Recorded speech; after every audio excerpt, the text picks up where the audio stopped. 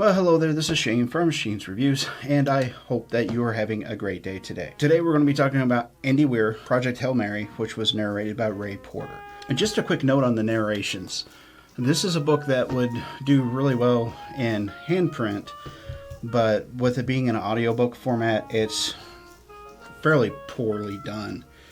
And I will explain on that.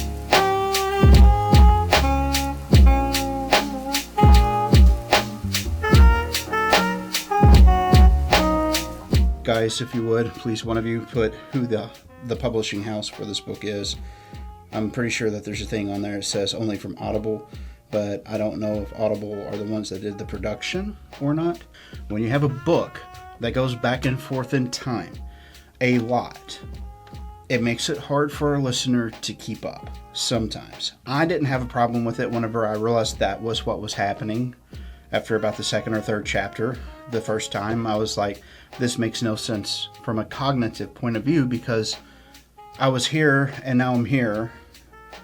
What is going on? Okay, so it's the same character. The character doesn't know his name. Oh, and now we're back and what is happening? So there's an easy way to correct something like that, and that would be simply narrate the chapter headers. Say, chapter, or end scene, or something. Give some kind of clue to people that has ended, because this audiobook, although the subject matter and Andy Weir did a great job writing this book and Ray Porter did a phenomenal job narrating it, there's a lot of people that'll just pass over it whenever they get into it or ask for a refund, I'm sure, because there is the cognitive dissonance that is created whenever you are operating on this assumption, and then it's this assumption, but then it's this assumption, but then it's this assumption.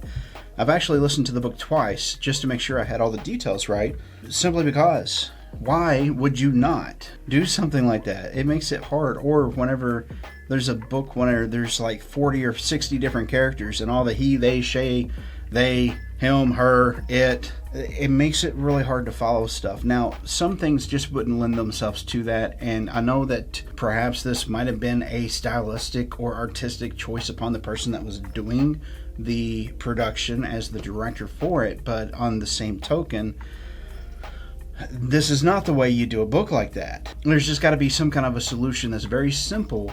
I would say using something like an audio sound would be annoying, but if you were to just leave the chapter breaks in, or say chapter 1, chapter 2, that would give the person a clue that we've exited a conversation and now we have traveled, or perhaps there's a new scene for this to continue. And so with that pre-knowledge of this is a new chapter, perhaps it'd be easier for somebody to figure out where the hell they are in the book. Now, what do I think about the book overall, though, minus the production screw up?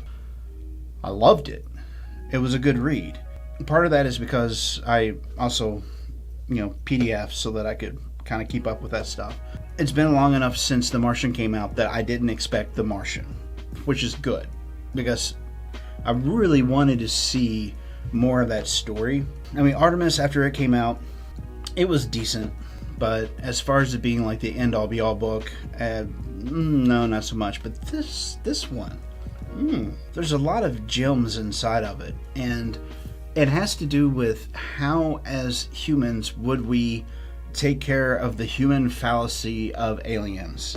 It has to do with like the universal seed, or what if there was something that was a microbe that was floating from planet to planet, and that was like the universal progenitor of life. So there would be similarities between the life that would be in point A versus point B versus point C. So that was a neat little workaround that Andy came up with and certainly utilized to get it to that point where my back of my brain wasn't going, how are you going to create something completely foreign to us in every which way that we think of, but keep it interesting and not go so heavily into detail that it hurts. And so this does not classify in my mind as a hard fiction book at all, but there are enough of those like leading theories and this, that, and the other that you can certainly tell that the gentleman did his research and or had a team of people help him with his research on particular items of which was being wrote down. The premises of the book is delightful. The premises of the book is remarkably simple, but incredibly terrifying at the same time. Why? Well, our science teacher ends up getting roped into this stuff, and then he has to go to save humanity. And then he meets up with an alien race, and it's neat to see how they came about using the language of science to be able to communicate back and forth. It made for some really unique and really good dialogue between two characters that really couldn't communicate at all in the beginning, but slowly began to learn how to express themselves to one another over the course of a very short period of time. That'll make sense if you read it or listen to it.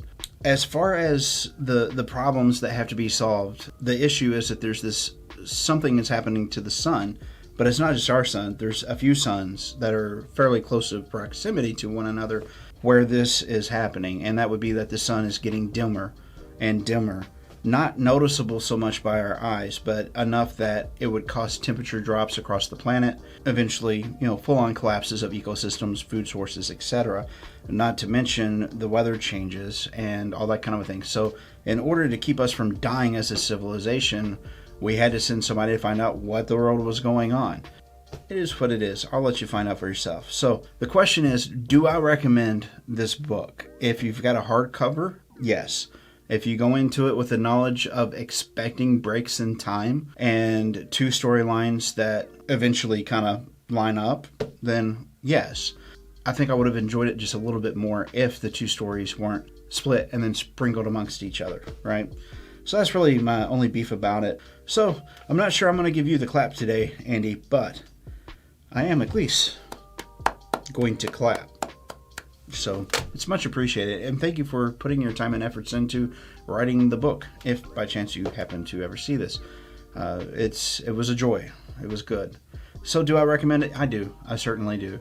And it checks all the boxes and the stuff that we usually talk about. So it is in space. It is persons and humankind versus the elements or monster or whatever.